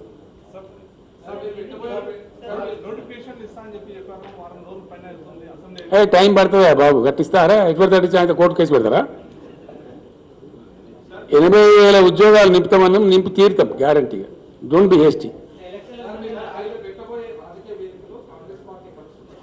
అది నాకెట తెలిసి నాకు అర్థం కాదు. నేను ఏమంటున్నా అంటే, నేను వేదిక పెడతానా, ఫ్రంట్ పెడతానా, పార్టీ పెడతానా, నాకే సరిగ్గా తెలియదు ఇప్పటికి. You see discussions are under way. క్లియర్గా చెప్తున్నాను, నేను అనుమానం అక్కర్లేదు. ఇప్పుడు ఎట్లా ఉంటుందంటే, కల్పన లేని వాళ్ళు ఉంటారు, అవగాహన లేని వాళ్ళు ఉంటారు. For your information I'm telling, TRS party పెడుతున్నప్పుడు నా పాత మిత్రులు కొందరు వచ్చిన క్లాస్మేట్స్ ఏమవుతుందని అడిగినారు. పంచాయతీరాజ్ ఎలక్షన్ లాంచింగ్ ప్యాడ్గా నేను పోతున్నాను చెప్పాను.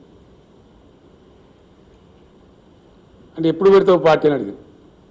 సుప్రీంకోర్టులో కేసు పెండింగ్ ఉంది, 2001 సంగతి అని చెప్పి, దాని జడ్జిమెంట్ని అనుసరించుకొని నేను పెడతా అని చెప్పి నేను వెయిట్ చేస్తున్న సుప్రీంకోర్టు జడ్జిమెంట్ వచ్చింది. అప్పటికే టీఆర్ఎస్ జెండా, టీఆర్ఎస్ ఫస్ట్ క్యాసెట్ అన్నీ రెడీ చేసి నేను బీరువాల పెట్టి తాళం వేసి పెట్టాను. ఇది బయట చాలామంది తెలియదు. రైట్? సుప్రీంకోర్టు జడ్జిమెంట్ వచ్చిన మరుక్షణం నేను కొంత పద్ధతి పాటించే మనిషిని కాబట్టి అయ్యగారులను అడిగి ముహూర్తం తెలుసుకొని నిర్ణయం ఖరారు చేసి పెట్టేసినాం. ఆ టైంలో నా ఫ్రెండ్స్ వచ్చారు. వచ్చి ఇదంతా సినిమా చూపించినట్టుంది, నువ్వు పార్టీ పెట్టుడు, పంచాయతీరాజ్ ఎలక్షన్ పోటీ చేసుడు, నీకు అభ్యర్థులు దొరకడు, నువ్వు గెలుచుడు ఉంటుంది అన్నారు. అంటే నేను చెప్పిన, పాలిటిక్స్లో ఎప్పుడు కూడా పనిచేసేది ఏంటి? Trend, situation and equation. మీరు ఏమైనా రాసుకుంటారంటే రాసుకోండి. పాలిటిక్స్లో ఆల్వేస్ అన్నిటికన్నా ఎక్కువ ప్రభావితం చూపించేది trend and equation and situation. ఈ మూడు ఉంటే దానికి ఒక ఆర్టికులేటర్ మ్యాచ్ అయింది అనుకో. Exactly that was what the result of TRS in Panchayati Raj elections. 2 జిల్లా పరిషత్తులు గెలిచింది 45 రోజుల లోపల.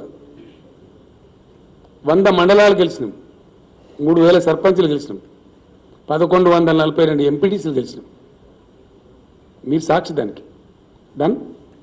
ఇప్పుడు కూడా గట్లే ఉంటుంది, ఆగమాగం వద్దు. ఏం జరుగుతుందో మీరు చూస్తారు. There are much deeper issues I'm telling my friends. చాలా చాలా ఉన్నాయి సమస్యలు, దేశంకు అవగాహన లేని ఉన్నాయి, దేశాన్ని ఎట్లా గోల్మాలు దింపినో ఉన్నాయి. ఈ 75 ఏళ్లలో ఎంత అజ్ఞానంలో దేశాన్ని పెట్టినటువంటి ఇష్యూలు ఉన్నాయి. చాలా పరేషాన్ అవుతారు మీరు అవి బయటకు వచ్చినాడు. కాబట్టి తొందరద్దు. Things are under way, things are under process.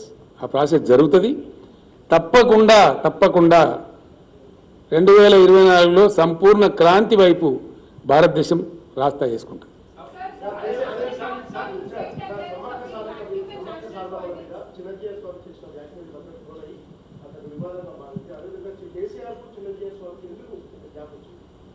Gap వచ్చిన నీకెవరు చెప్పిండ్రా? నీకెవరు చెప్పింది నాకు అర్థం కాదు. విచిత్రంగా లేని గ్యాప్ నువ్వెట్లా మాట్లాడుతుంది? ఊహించుకొని నువ్వు గ్యాస్ పెట్టుకొని నన్ను అడిగితే నేనేం చెప్పాలి? ఇట్స్ ఆల్ హంబగ్ అండి. Sorry, I don't answer the silly questions. నేను ఏమంటాడా జిఎస్ సామి అడిగినందుకు కొంచెం నన్ను ఎట్లా అడతావా? You don't ask me please.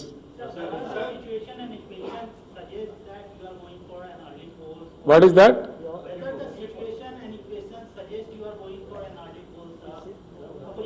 I said it very clearly, abundantly, no. That question does not arise.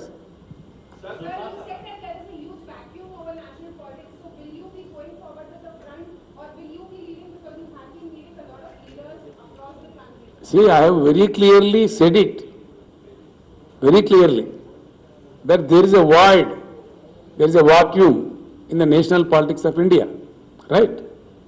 I am pursuing national politics now. There is no hanky-panky. I am doing my piece of job. I have to meet so many other friends who are playing a major role in this country's politics. We are trying to form into an opinion. Thereby what happens, let us see. How to fill up that gap. We will certainly take a decision. It will be qualitative and ultimately it will prove quantitative also.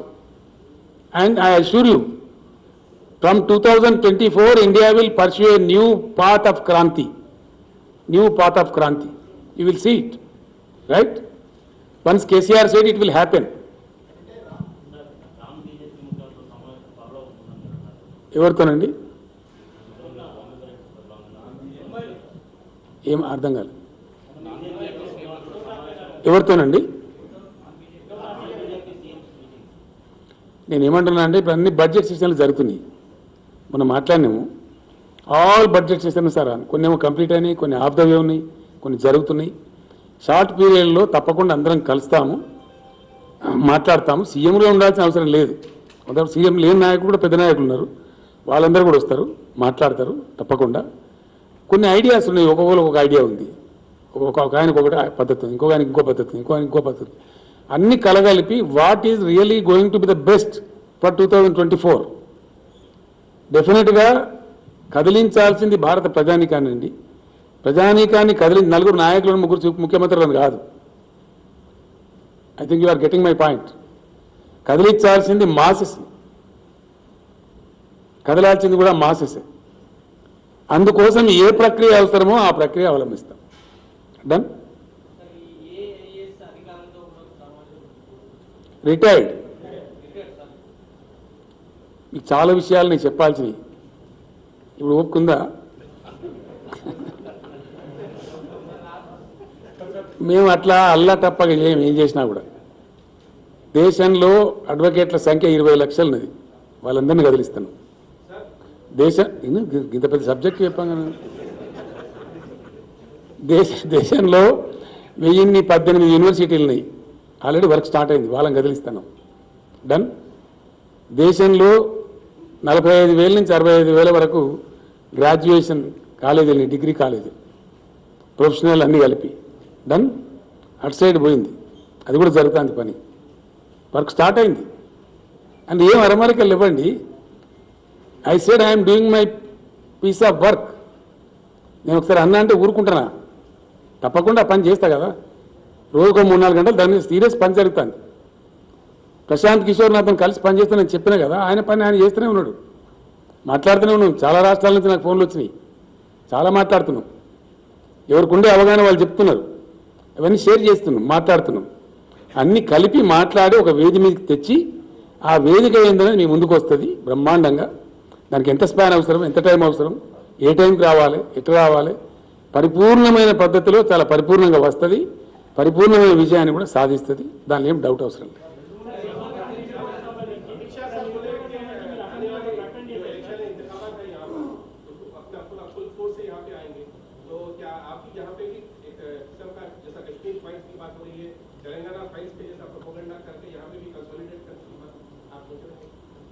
समझ में नहीं आया मेरी बात.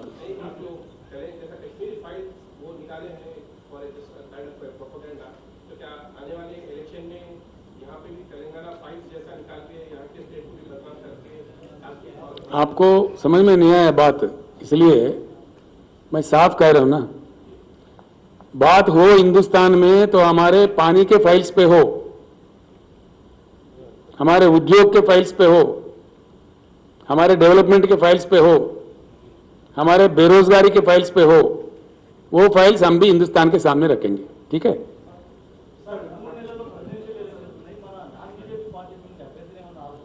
ఇప్పటికి చేయలేదు, అట్లాంటి ప్రస్తావన వస్తే ఆలోచిస్తాం. ఎక్కడనండి మోస్ట్ వెల్కమ్. ఒక అరవింద్ కేజ్రీవాల్ ఎందుక ఇంకా కేంద్ర మంత్రి అని మాకేమైనా యునానిమస్ వస్తుందా? రాహుల్ మేము కూడా కొట్లాడే గెలిపోతాయి ఎలక్షన్. చాలా మంది వస్తారు ప్రయత్నించి, ఇవ్వాల ప్రయత్నం వాళ్ళు చేస్తారు, దానికి తప్పే ఉందండి నాకు అర్థం కాదు. What is wrong? డెమోక్రసీలో ఎవ్రీబడి ఈజ్ వెల్కమ్, ఎవరి ఎఫర్ట్ వాళ్ళు చేస్తారు, దానికి నథింగ్ రాంగ్. ఏందండి మేము సత్యనే చేయమండి. పాదయాత్ర సార్ ఓల్డ్ టాక్టిక్స్ బదులు అయిపోయింది, అది ఎగ్జాస్ట్ అయింది. ఇలాగ అంతా కూడా చేసుకుని చేసుకోండి.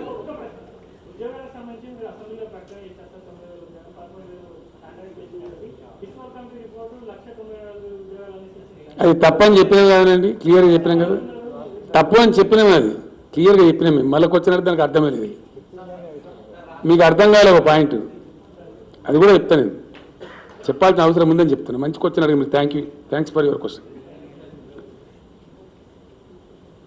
వాస్తవానికి ఉద్యోగాలు అతి ఎక్కువ లభించేది ప్రైవేట్ సెక్టర్, అతి తక్కువ ఉండేది గవర్నమెంట్ సెక్టర్లో. కాకపోతే ఇక్కడ పోటీ పడతారు. గవర్నమెంట్ ఉద్యోగం అయితే భద్రత ఉంటుంది, మంచిగా ఉంటుంది, గౌరవం ఉంటుంది అని పోటీ పడతారు. అందరు ఛాన్స్ తీసుకుంటారు, అందరికీ రావు. ఇప్పుడు హైదరాబాద్ ఇండస్ట్రీలో పనిచేసే ఉద్యోగస్తులు ఎంత, మన సర్కార్లో పనిచేసే వాళ్ళు ఎంత, హైదరాబాద్ ఐటీలో పనిచేసే వాళ్ళ సంఖ్య ఎంత, మన గవర్నమెంట్ సంఖ్య ఎంత. కాబట్టి గవర్నమెంట్లో ఉండే ఉద్యోగాలు వస్తుందనే ఆశతోని యువత టైం వేస్ట్ చేసుకోకుండా ఉండడానికి మేము కొత్త ప్రక్రియ తెచ్చినప్పుడు, హెల్దీ ప్రక్రియ. ఇవన్నీ ఎవరు పడితే వాళ్ళు రాజకీయ నాయకులు, రాజకీయ పార్టీలు ఇష్టం వచ్చినట్టు మాట్లాడతారు. ఇన్ని కాలనీ అన్ని కాలనీ అని మాట్లాడతారు. అది దాన్ని నలిఫై చేయడానికి, యువతను ఆ భ్రమంలో నుంచి తీసి పాజిటివ్ డైరెక్షన్లో పెట్టడానికి వాళ్ళు సరైన ఒక డెసిషన్ తీసుకోవడానికి వీలుగా ఉండాలని చెప్పి ఇప్పుడు ఎన్ని ఉత్పన్నమైనయో అన్ని ఖాళీలు ఇచ్చినాం, నోటిఫై చేస్తున్నాం. 2, కొన్ని 9th షెడ్యూల్ సంస్థలు, 10th షెడ్యూల్ సంస్థలు ఆంధ్రాతో వివాదంలో ఉన్నాయి. అవి ఒకసారి పరిష్కారం అయితే ఆడ కూడా వస్తే ఒక 5,000 10,000 వస్తే రావచ్చు, అవి కూడా నోటిఫై చేస్తాం. దాని తదనంతరం మేము స్పష్టమైన ఆదేశాలు ఇచ్చినాం. నేను ఒక్కరిని చేయలేదు, క్యాబినెట్గా ఇచ్చినాం, చీఫ్ సెక్రటరీకి ఆదేశం ఇచ్చినాం, అన్ని శాఖల సెక్రటరీలకు ఇచ్చినాం. ఎవ్రీ ఇయర్ ఉద్యోగ క్యాలెండర్ పెట్టాలి, ఏ సంవత్సరం ఖాళీ ఆ సంవత్సరమే నింపేయాలి, అది ఏదైనా కానీ. 2, స్కూల్స్ విషయంలో కూడా కొన్ని తప్పుడు ప్రచారాలు చేస్తున్నారు, కొన్ని అపోహలు సృష్టిస్తున్నారు. రేషనలైజేషన్ ఆఫ్ స్కూల్స్ అంటే దానిలో కొన్ని స్కూల్స్ మూస్తారని, కొన్ని తోరిస్తారని, కొన్ని ఖతం చేస్తారని ఏదో పిచ్చి పిచ్చి అపోహలు కలిగిస్తున్నారు. We are not going to do that. Yes, we are going to rationalise. ఏం చెప్పినా నేను ప్రతి పాఠశాలలో కూడా మనం చెప్పినప్పుడు చెప్పిన నేను క్లియర్గా స్పష్టంగా మేము ఇచ్చిన ఆదేశం ఏంటంటే విద్యాశాఖ మంత్రి గారికి, సెక్రటరీ గారికి ప్లస్ చీఫ్ సెక్రటరీకి చెప్పినాం. ప్రతి పాఠశాలలో ఉండాల్సిన ఫ్యాకల్టీ లెక్కల సార్ ఉండాలి, సైన్స్ సార్ ఉండాలి, తెలుగు సార్ ఉండాలి, ఏమేమి సబ్జెక్ట్ టీచర్ ఉంటారో అది that is the real rationalisation. విద్యార్థులకు చక్కటి మంచి విద్య అందితే ఇంగ్లీష్ మీడియం కూడా స్టార్ట్ చేస్తున్నాం కాబట్టి వాళ్ళ పాపం వాళ్ళు బతుకుతారు. మంచి విద్య వస్తే మంచి విద్య రావాలంటే అరకొరగా ఉండొద్దు. ప్రతి పాఠశాలలో కూడా అన్ని సబ్జెక్టు టీచర్లు ఉంటారు, రేషనలైజ్ చేయండి. కావాలంటే ఇంకో 10,000 టీచర్ పోస్టులు తీసుకోమని చెప్పినాం. You take another 10,000 teacher post. But 100% అన్ని స్కూళ్ళల్లో ప్రతి సబ్జెక్టు టీచర్ ఉండాలి. జర్నలిస్టులతో నా రిక్వెస్ట్ అక్కడ లేకపోతే మీరు నా దృష్టికి రావాలి దయచేసి. రాబోయే 2-3 నెలల్లో ఈ రిక్రూట్మెంట్ అయిపోయిన తర్వాత నెక్స్ట్ అకాడమిక్ ఇయర్ నుంచి ఖచ్చితంగా రేషనలైజేషన్ ఏంది, అన్ని పాఠశాలలలో అన్ని సబ్జెక్టుల టీచర్ల నుండి పరిపుష్టమైన విద్య చెప్పాలి, చక్కటి విద్య చెప్పాలి. దానికోసం ఇంకో 10,000 ఉద్యోగాలను ఇస్తామని చెప్పినాం. ఇంకో 10,000 టీచర్ పోస్టులు కావాలని ఇస్తాం, కానీ తీసుకోండి, చేయండి, చక్కగా నడపండి అని చెప్పినాం. That kind of rationalisation also will take place. Thank you.